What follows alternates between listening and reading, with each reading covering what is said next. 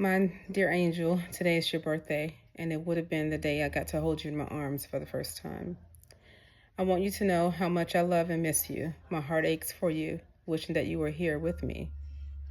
I guess you never really know what love is until you lose a part of you. When I first knew that you were growing inside my womb, I fell in love with you. Then I heard your heartbeat, and mine started racing because I couldn't understand how something as tiny as a grain of rice could have a heart that's beating so fast like that. From that moment on, I knew that I had truly been in love for the first time. Real love. Although your daddy and I don't always get along or agree, I love him for giving you to me. You're my angel. I love you, dear child, and I pray that someday we'll meet again. For all your sisters and brothers, known and unknown, that are with you, tell them Mommy loves you all and wish that you were here with me. Take care of one another and continue to look down on Mommy and Daddy and keep us safe. Guide us when we're taking a wrong turn in life and let us know when we're wrong so we will treat each other right. The Lord needed you all to do a very special job for him, to work with many blessed like you. Remember that you'll never be forgotten. You are my angel. Until we meet again, know that Mommy loves you and will never forget you. You gave me hope, made my faith stronger, and made me believe when I began to have doubts. You are loved, always and forever. Love, Mommy.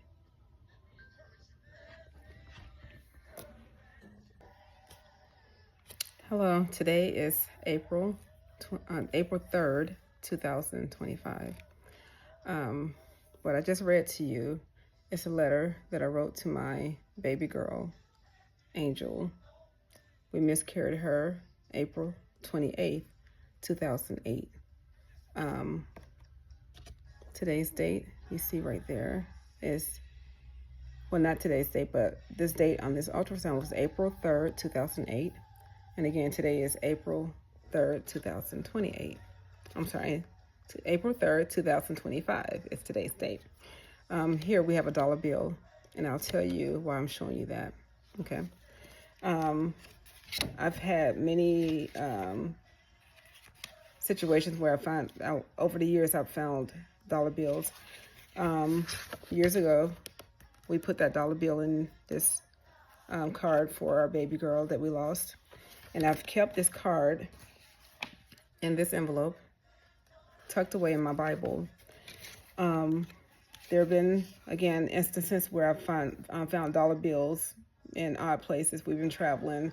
I found a dollar bill in a trash can before, inside of apartment building where we were trying to get an apartment, and I went to the bathroom. My husband went to the bathroom first, and he washed his hands, threw the paper towel in the trash can. I went behind him and used the bathroom, washed my hands, threw the paper towel. When I went to throw the paper towel down in the trash can, there was a dollar bill in the trash can, right? And this was at, you know how when you go to an apartment complex and you go to sign, try to, get an apartment in that complex.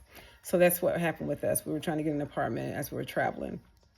And that was one of the incidents where I found a dollar. Another one was when I was traveling with not traveling, but we were going to my kids' school to pick them up from school.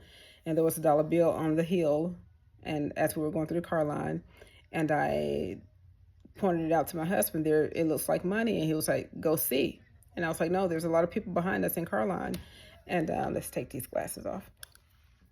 I said, no, there's a lot of people behind us in car line. And so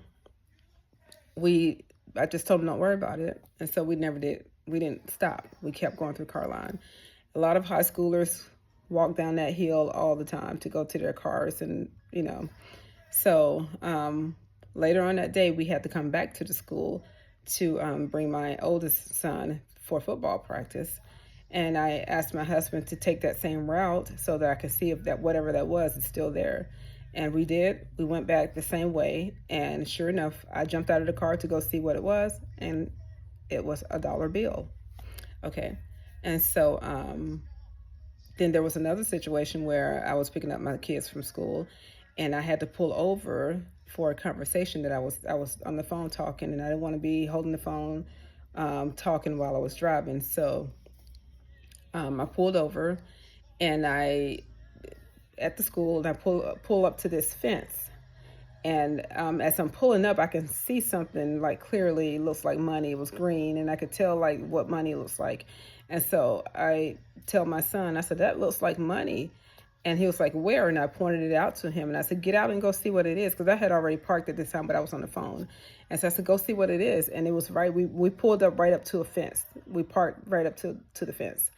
And inside of that fence where we parked at, like over to the left side of where we parked, there was some money or a bill like intertwined into the fence, right? And so when my son got out to go look at it, he pulled it out and he was like, yeah, it's money. I was like, what is it? A dollar bill. And I was like, you got to be kidding me. Like, I was finding these dollar bills everywhere. Well, this morning, when I woke up, I had put clothes in a washer last night, in a washing machine last night. And I put them in a dryer last night. So this morning I got up to just fluff them up a little bit. And as I was pulling the clothes out of the dryer, there was a dollar bill in the dryer. And so I was like, well, where did this come from? I didn't have any money in my pocket that I remember. I asked my kids, neither of them had money in their pockets. In fact, my oldest son said, he asked me for money to get a snack at school. And I told him no, because we have a lot of snacks at home, but he ended up letting one of his friends buy him a snack off the snack cart. And so he owed this kid money back. So anyway, I found this dollar in the dryer. I asked my husband if it was his. Nope, he didn't have any money in his pocket. I was like, okay, well, that's weird. There's a dollar bill in the dryer. It doesn't belong to anybody. Now it's mine because I found it. Well, I gave it to my son so he can pay back his friend that he borrowed money from at school. But anyway, as the day went by, I was just thinking about, our Angel, our baby that had passed on, that we miscarried. And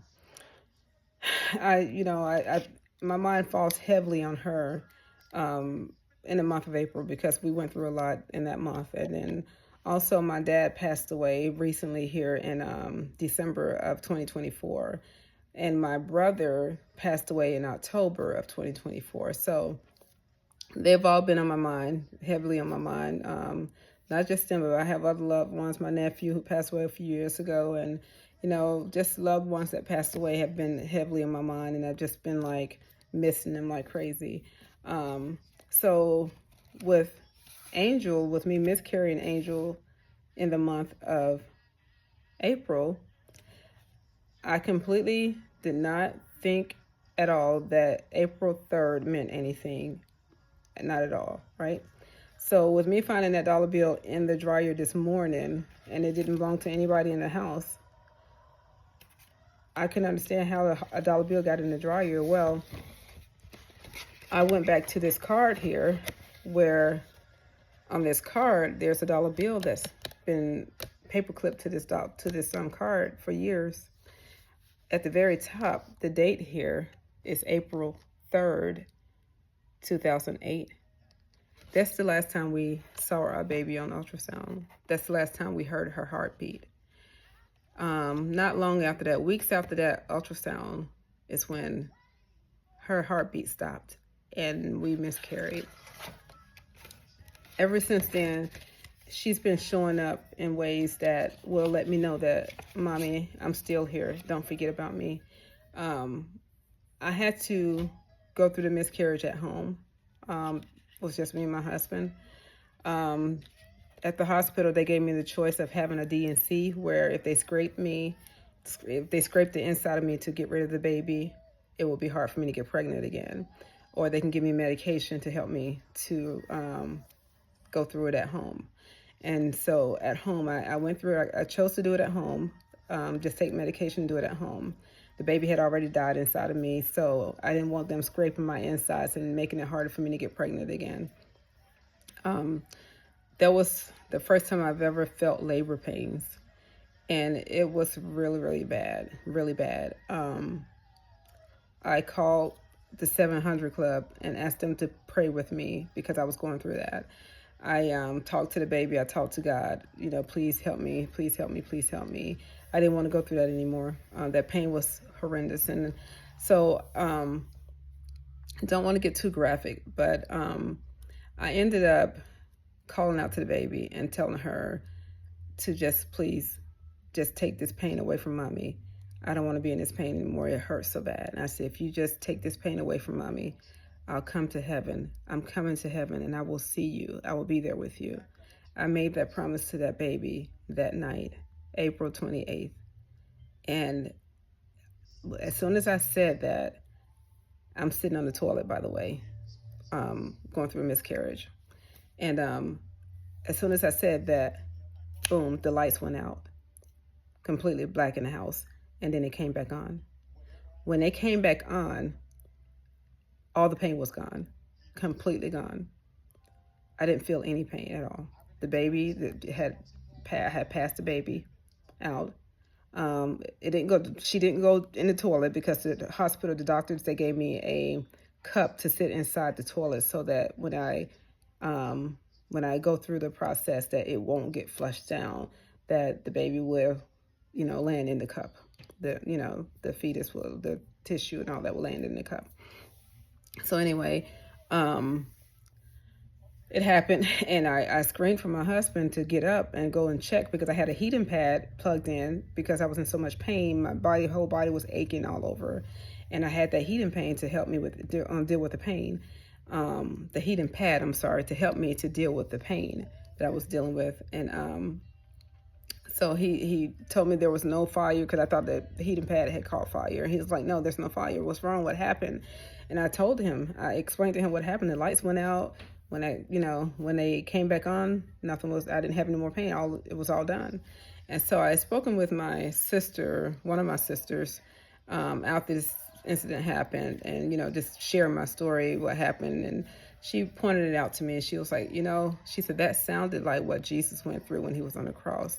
She said, you remember when the skies got really dark and, everything happened, and then, it got back light, the skies got back light again. And I was like, oh my goodness, you're right. And ever since then, I kind of look at the situation as if God was with me the whole time, just like he was with Jesus the whole time. He was with me the whole time. The moment I made that promise to our baby girl, Angel, that I will be in heaven one day, I'm going to make it my whatever. I can't even think straight. I'm going to make it a point to do everything in my power to get to heaven so I can see her and the rest of our babies. I promised her that. God heard that promise, and that was it. Everything went out. The lights went out, came back on, and the baby was out. I felt so relieved after that. But ever since that night, my baby has been showing up.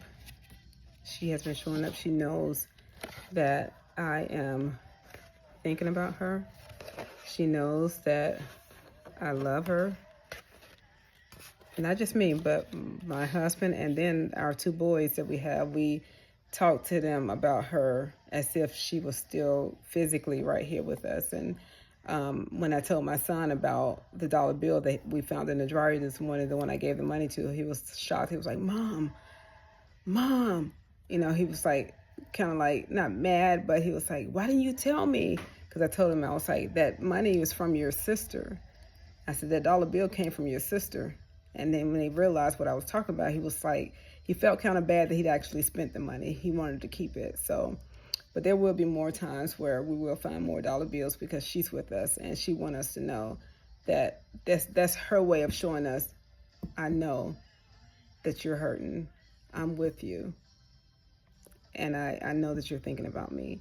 I have to say my dad and my brother and my nephew, they all got a chance to see my babies before I did. And hopefully she just embraced them when she saw them in heaven and when they made it through. And hopefully she just hugged on them and kissed on them as well like that. So I can't wait to see them. I'm not rushing my time here on earth with my kids and family, but I can't wait to see them. I just can't wait. I want to embrace them. I want to love on them as well as I've been loving on my children here on earth. And I wish I knew how many I lost altogether, but only God knows that. And and all my loved ones that made it to heaven, they know now. But one day I will know. If there's anybody out there who are not believers in God, who are unsure about who Christ is and what He's done for us, just listen to testimonies from people. Testimonies like this is enough to make you believe. It's enough to make you believe. And for those who don't believe, like people will, they will curse God out because they lost a loved one and say that, why did you take him from me, or why did you take her from me? You know, we weren't meant to be put on this earth to live forever. Back in the Bible day, people lived to see 900 years old. Those days are been over with. They stopped when Adam and Eve, sinned and caused issues for everybody else. So we are only put here for a short period. And if we live a good life, righteous life, nobody is perfect, but we try to be as good as we can be with the help of God. We will all make it to heaven where we will never die. Okay, so just listen to others' testimony about God and what He has done for them, and don't just count it all as if God is nobody and Jesus isn't who He claims to be. Because listen to me, I can tell you my life, my whole life, and I'm going to write a book about it, but my whole life had God all over it, had Jesus all over it. Nobody can tell me anything about Jesus not being real, because from day one, way before I was even thought of, He chose me. He chose me, right? I am one of those sheep that had wandered off, and He came looking for me. He found me, and He brought me back to Him. There's no turning back for me. There's no turning back for me. My heart and my mind is set on God. It's set on heaven. It's set on my children in heaven. There's no turning back for me. If you're not a believer, give God a try. He can't do anything wrong for you. Nothing wrong. When you get mad about a loved one leaving us, guess what? You have to leave one day too, right? We are not meant to live forever. We all have to leave this earth one day. We all have to leave this earth one day. Maybe it was the devil's doing, and God is comforting you throughout the whole thing, right? So don't get mad at God because your loved one passed away. My dad just passed away in December of 2024. My brother, which was a junior, passed away October of 2024, right? I had a nephew that passed away a few years ago. A lot of family members passed away. I don't question God. Why did He do it? I know why He did it, because we weren't meant to be here forever. But I do miss them, right? I miss them dearly.